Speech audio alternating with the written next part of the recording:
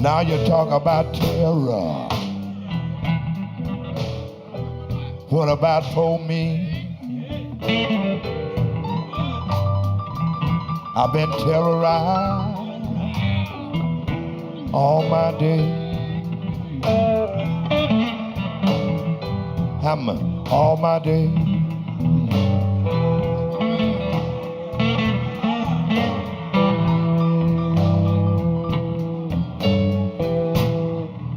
Roger Waters, the British rock legend and co-founder of Pink Floyd, is in the midst of his This Is Not a Drill tour.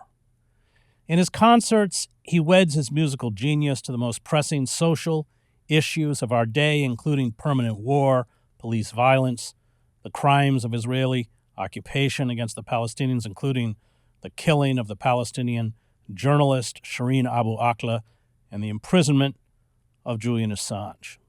When Waters performs the song The Powers That Be, above him on the enormous video screens are animated scenes of police brutality. The names of George Floyd, Eric Garner, Breonna Taylor, and others flash overhead. Their crime is listed as being black. Their punishment is listed as death. Images from the Collateral murder video, the Israeli bombing of Gaza, and numerous other police murders, including those of the Syrian Ali al-Hamda, killed by Turkish police, Rashan Charles, killed by British police, Mateus Melo Castro, shot by police in Brazil, provide the background to his music. Slogans of resistance pepper the performance: F drones, F the Supreme Court, F occupation. You can't have occupation and human rights. He dedicates a song to the water protectors at Standing Rock and has a montage of U.S. presidents from Ronald Reagan to Joe Biden, all correctly labeled as war criminals. Waters returns us to the era when artists were not denuded of moral authority by commercial interests. He stands unequivocally with the oppressed. He stands unequivocally against the forces of oppression.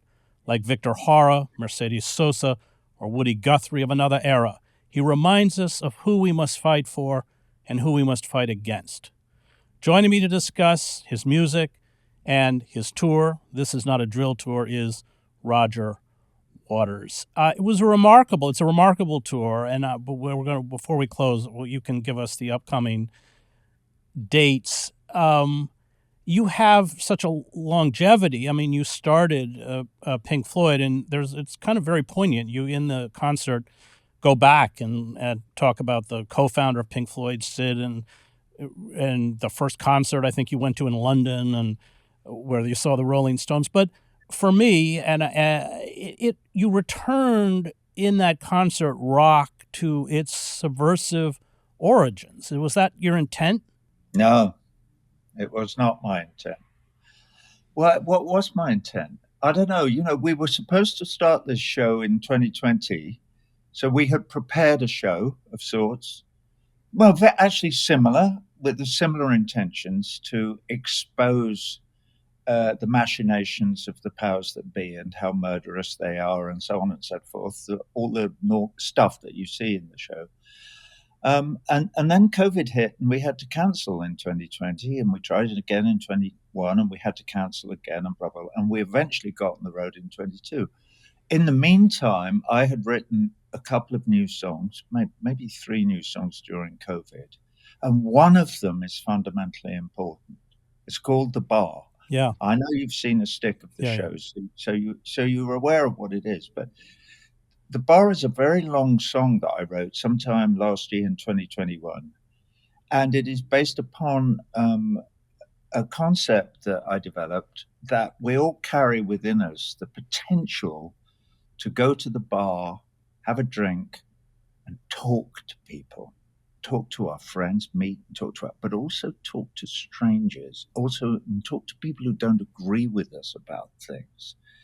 And so the bar for me is a safe place where we can express our opinions, but also demonstrate our love for one another and our love for all our brothers and sisters all over the world, irrespective of their ethnicity, or religion or nationality. I know that sounds like a speech when I'm saying, because it is a speech. It's something that I say often, and I'm sure I say it at least once during the show. So I sit at the piano and some of the band gather round. And in a very intimate atmosphere, I explain to the 16,000 people who are in the room that we are all sitting in the bar together. I'm getting quite emotional, Chris, even saying this to you now. Mind you, I was quite emotional just listening to your introduction because it's very moving to be noticed, and to have somebody as eloquent and as revered as you are to say those things about the show that I'm doing. So why am I talking about the bar? Because it's new. That's new in 2022 to what was already a show that was earnest and direct and very political and so.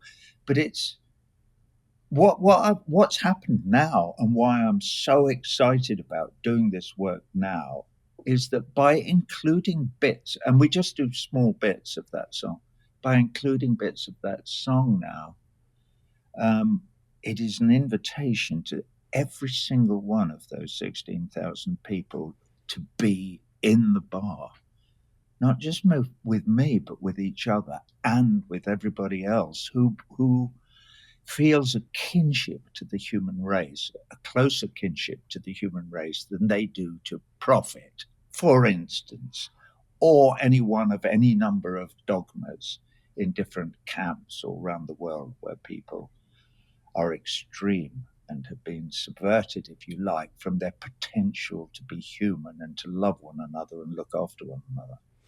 But the concert is fierce against the forces of oppression. I mean, it had a kind of Orwellian quality to it. And when you take those kinds of stances, you make enemies.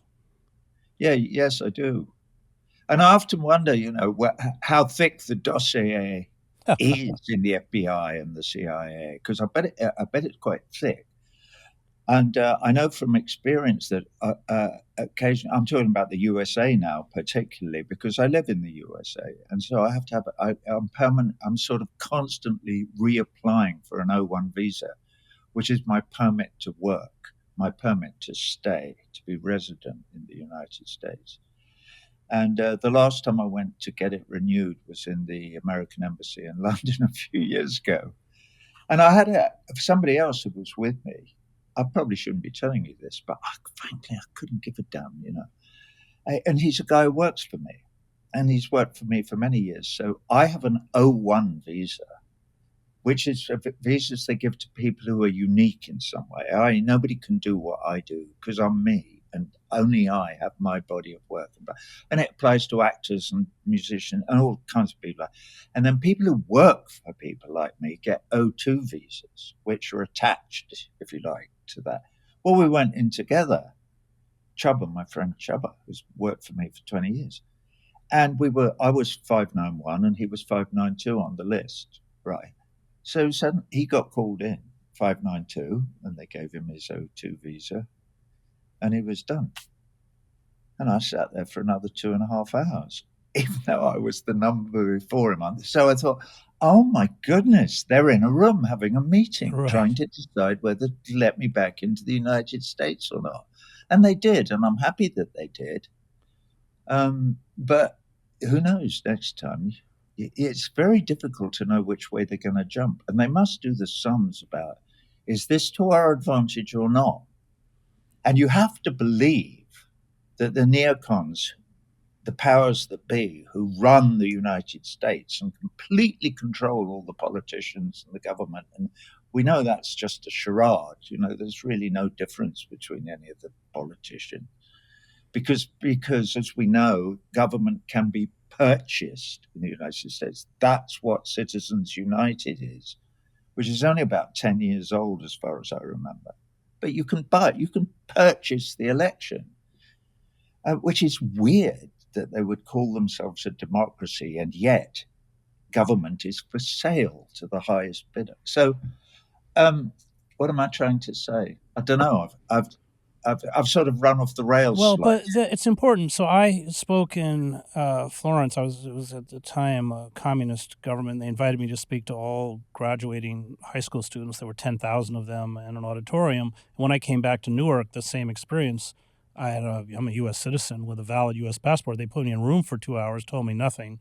And then a supervisor came in to somebody behind the computer screen and said, he's on a watch, tell him he can go. And I think that what they did to me is exactly what they did to you. It was intentional, just to let you know that they are watching you. Yeah. Yeah, they are. I know that. I've been warned by people. I've been warned by people with connections. Oh, well, it's just that. Wouldn't you rather be Martin Luther King than Malcolm X? If you get too extreme, and I had this conversation, I thought, this was in my own home, and I'm not going to mention the name of the guy who came and made this speech to me, but he's an ex-CIA desk. He ran the Middle Eastern desk for the CIA for a number of years. And there he was explaining to me that it's probably much better to be moderate, that you have more impact and effect if you don't get too Malcolm X-y. And I thought to myself, well, they killed Malcolm X and Martin Luther King. And then at the end of it, the guy said to me, and it was quite chilling, he said, well, I just wouldn't want to see anything happen to you. And I thought, fuck me, I'm being threatened in my own home by an ex-CIA desk manager. Amazing. And I tried not to bat an eye, and I sort of didn't, but I thought, well, thank you for your time. And I do bear it in mind sometimes. However, I don't wander around looking over my shoulder. Well, you didn't pull any punches. I got to hand it to you. You did warn everyone at the beginning that if they don't like, if you're one of those who likes Roger Waters' music, but you don't like his politics, you can F off to the bar. I guess the bar being a place where maybe we can convert them. And I thought at the end of the concert, well, everybody was forewarned, completely forewarned. I'm going to wade into an area that is totally out of my expertise. But when you go back, and I want you to talk a little bit about, I found it very poignant when you were talking about just your first kind of dreams of creating this iconic group, Pink Floyd, and the very tragic life that finally took your co-founder, Sid. But wouldn't that kind of political radicalism, wasn't that more infused within rock and roll when you began in the 60s? Or am I wrong about that? I don't know if you're right or wrong, because it's not an area of interest, really. Oh. Because the radicalism comes from my mother and my father, so it's very. In fact, you and I may have even conversed about this briefly, because I know that a lot of your not instincts, but a lot of your beliefs and things are attached to the memory of your father and the fact that he stood up so bravely for what he believed in when he was a minister and ran up against the church and all of that. So I was chairman of the Young Socialists and the youth campaign for nuclear disarmament in Cambridge when I was 15-year-old, So, and that came absolutely from the fact that my mother was a card-carrying communist up until 1956, which was the year when almost everyone in England stopped being a card-carrying communist because the British Communist Party refused to condemn the invasion of Hungary specifically by the Russians. And so that was a huge change that happened with the Communist Party. But my childhood is kind of littered with daily worker bazaars and political meetings in the front room. My attachment to rock and roll was far less worthy. I couldn't see how I could get enough money to buy a sports car and start pulling chicks, to use that parlance, unless I won the football pools or something like that, because I couldn't see how I could really make my way in the world in a way that I want. And rock and roll was sort of the only thing. And it was like winning the lottery or the football pools, because it's so unlikely that you would ever make a shilling out of a garage band. They weren't called garage bands there, but by putting a pop group together. But by some weird quirk of fate, it happened to me, partly because of Sid's great talent earlier on, because he was a writer of some note. I can still remember some of his lyrical work from those days. And not just his lyrics as well. He was something of a visionary in terms of his musical applications as well. Though he learned a lot from Love and one or two of the other West Coast American groups. There was precious little going on in England at the time. The music industry, by and large, was run by a lovely man who was called Parnes, Larry Parnes, and he was a manager and he was also a publisher, I think. And in the trade, he was known as Larry Parnes Shillings and Pence, which is kind of, a sort of a nice kind of tip of the hat to his attachment to the bottom line. And so rock and roll was full of people called Vince Eager and Marty Wilde. All these names were invented for them by Larry Parnes Shillings and Pence as a way of selling their wares that were written by other people. They never wrote anything. They were the figureheads. So Tin Pan Alley was sort of owned and run by the Larry Parnes Shillings and Pences of this world, and they would pluck people with greasy hair and nice quiffs and a reasonable voice from somewhere or other. God knows where they found them, and they were the pop stars of the time. And that's why the Beatles are important, I think, because that only changed when the Beatles and others, having latched onto Woody Guthrie, who you mentioned before, and others, and Pete Seeger and a bit of American folk, started to understand that they maybe could be singing about things that were relevant in their lives. In the Beatles' case, it was like Eleanor Rigby or She's Leaving Home or kitchen sink drama about the reality of their lives. Others, mainly more in America, attached to, sleeping in railway cars and the Woody Guthrie end of rock and roll, which was in itself attached very much to Huey Ledbetter and Bessie Smith and Billie Holiday and the American tradition. But somehow some of that filtered through to us young people in England, probably via a Crystal set, American Forces Network overseas, and Radio Luxembourg and all that. That was the subversive bit of it, was the beginnings of radio.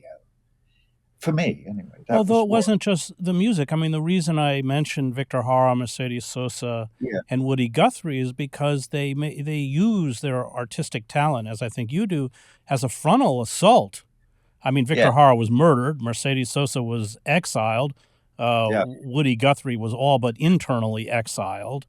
And this is what so impressed me about, you just didn't pull any punches at all. I mean, that's what made it, I think, so powerful. And I just want to say that it also it had artistic integrity. It wasn't a polemic. It could have been a polemic, in which case it would have fallen flat. Yeah. Well, it's a disguised polemic. Well, that's what all great art is. Well, okay. Yeah.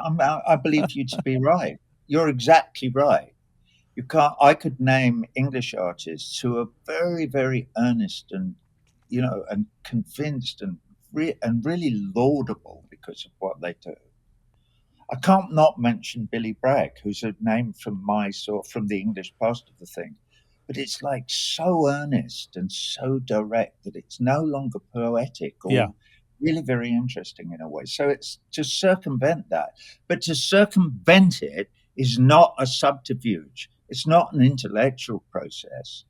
Sid could do it, not that he was political, he wasn't, but he could do it and introduce ideas into his song because his work was rooted in the work of Hilaire Belloc and other kind of English romantics, in a way that was really interesting and laudable.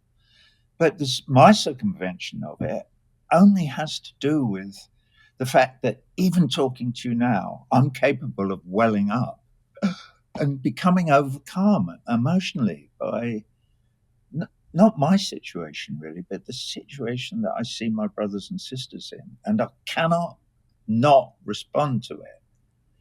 But sorry, I want to talk about war. Your father was killed in World War II. You wrote one of the greatest, I think, modern anti-war anthems ever written, Us and Them. With Rick Wright It's Rick Wright's music. Is it? Okay, but it's unbelievable song. Yeah, yeah. And but I want to talk about war because it had a personal effect on you, and I love your understanding and hatred of war and violence, which again I think came through in your concert. Well, I spent this morning over this computer writing the second bit of a letter to Olena Zelenska. I read your first one; it was great. All right, so I wrote the first one. She replied with a very short Twitter, just telling me, "You're wrong. The Russians have to give up. The Russians have to give up, and then the war will be over." So I've written another one to her, which I wrote some of this morning, sort of trying to explain to her that they both have to give up. It clearly there's no end to there's no good end to this war. Yeah. There has to be a ceasefire, and then there have to be diplomatic negotiations.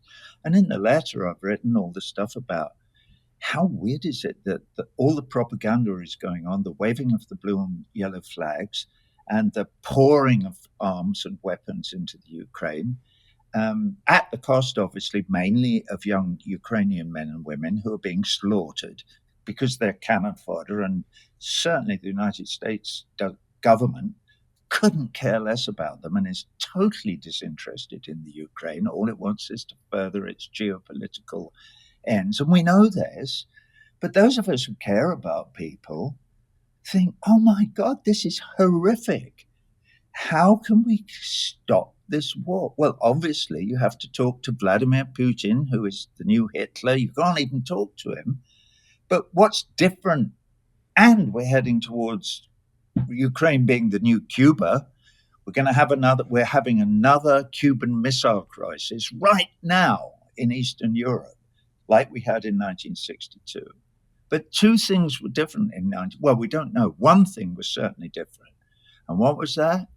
John Fitzgerald Kennedy was speaking to Nikita Khrushchev on the telephone. We know this because William Polk was in the room, and so was Ray McGovern, and they've told us what was going on during those moments. When the Hawks were saying, press the button, let's kill them before they kill us.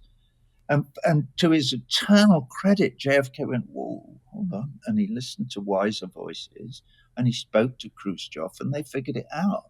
And Khrushchev figured it out as well. And he went, all right, I understand. Is Biden talking to Putin? Of course he's not. Biden is sitting there saying, you are Hitler, and we're going to remove you from power. Hang on a minute. It's not your country, Joe, you doddering old fool. It's Russia. It's their country. It's nothing to do with you. What? This is insane. You can't try and manufacture regime change in one of the most powerful nuclear-armed countries in Russia. Did you not watch the Second World War, Joe, when you were a little kid? Did you not see 23 million of them died fighting the Nazis, saving you and me from the tyranny of the Third Reich? The Russians did that.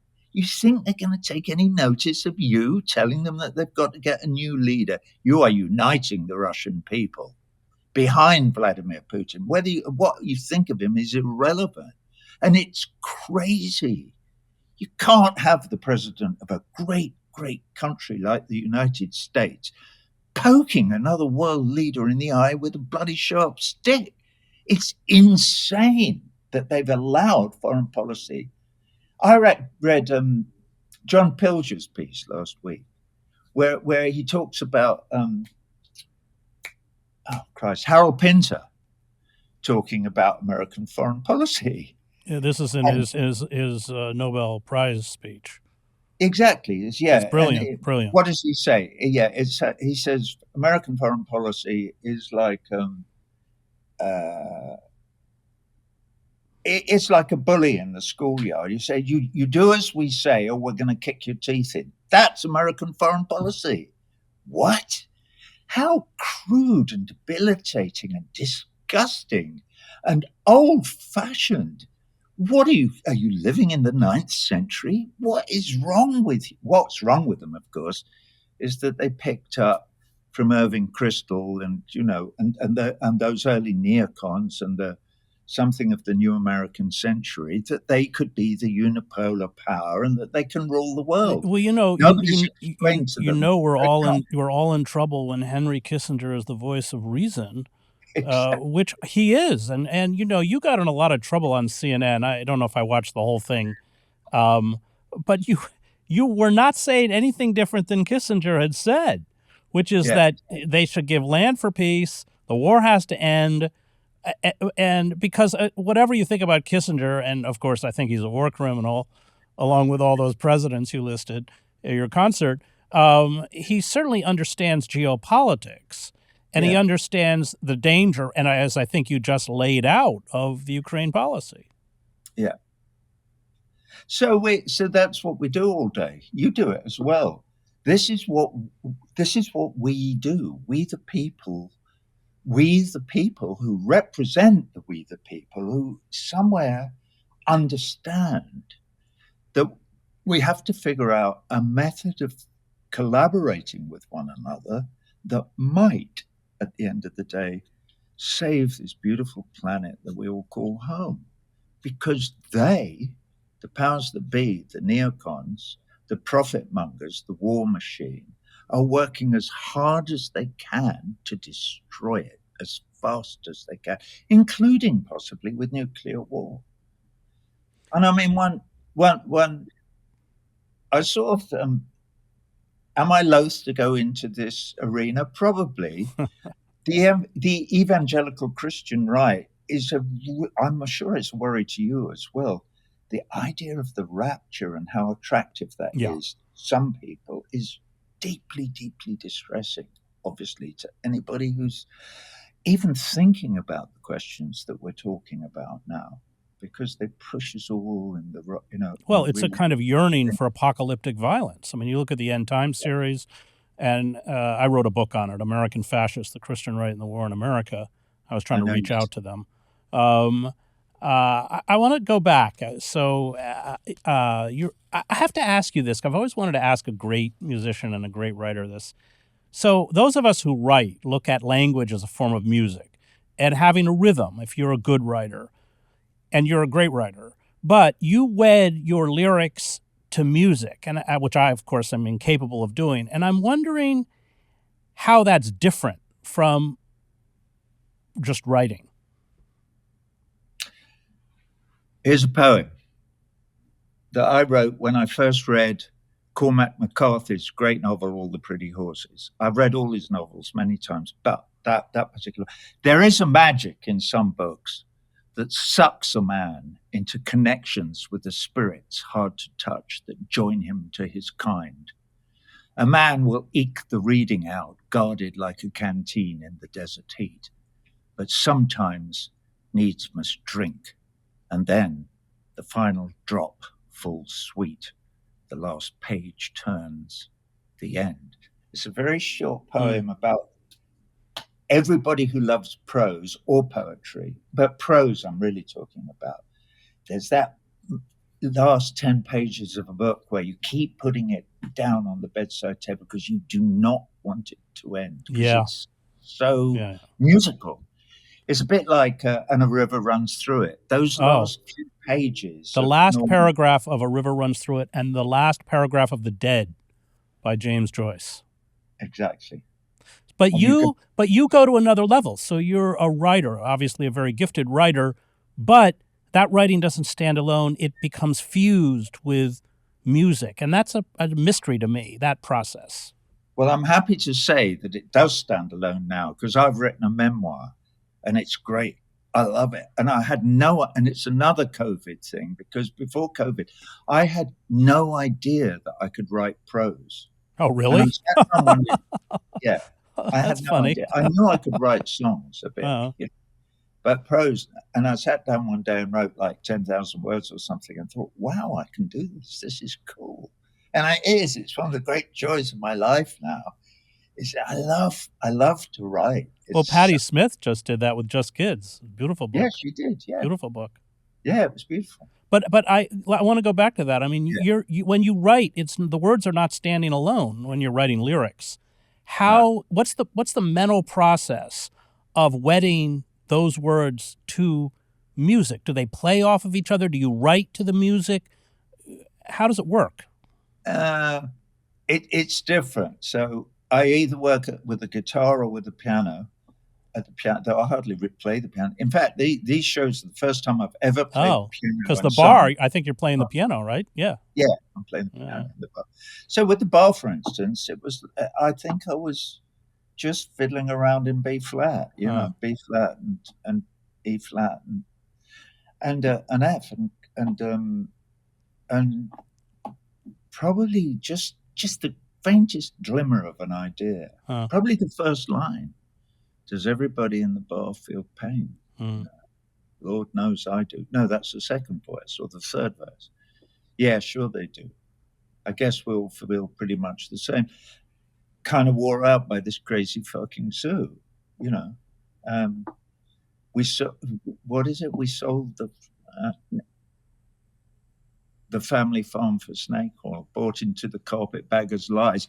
And now I'm right into the beginning of the 20th century in North America with the robber barons and the bullshit that they sold all the settler colonialists in the country. They sold them the idea that this was perfect.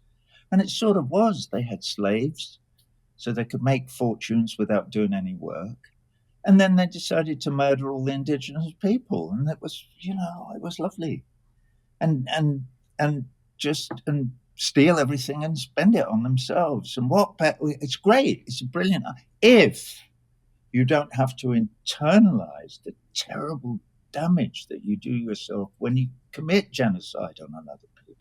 Israelis are suffering it now, although most of them don't seem to know it. But there they are committing genocide on the Palestinian people, or trying to as fast as they can. And they must be paying a price that we can't possibly. No, I lived in Israel. You're very right. Yeah, it's very corrosive. And I think the militarization of Israeli society mirrors the militarization of American society. And it's exactly the same poison. I find many parallels. We're just going to stop for a minute. Before we stop, though, tell us your next tour dates so people can go. What's coming up?